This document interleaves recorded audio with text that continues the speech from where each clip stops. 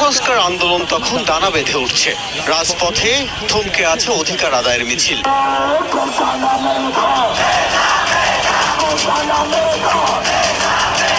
4, 6 ও 8 জুলাই ওবায়দুল কাদেরের বক্তব্য, আন্দোলনকারীদের শিক্ষার্থী বলা মুশকিল, ঢুকে গেছে রাজনীতি। এখানে পলিটিক্সের উপাদান যুক্ত হয়ে গেছে। শিক্ষার্থীদের ঢালাও দলীয়করণের বক্তব্যে ক্ষুব্ধ হয়ে ওঠেন আন্দোলনকারীরা।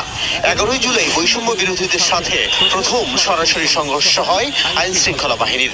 আহত হন অর্ধ শতাধিক শিক্ষার্থী।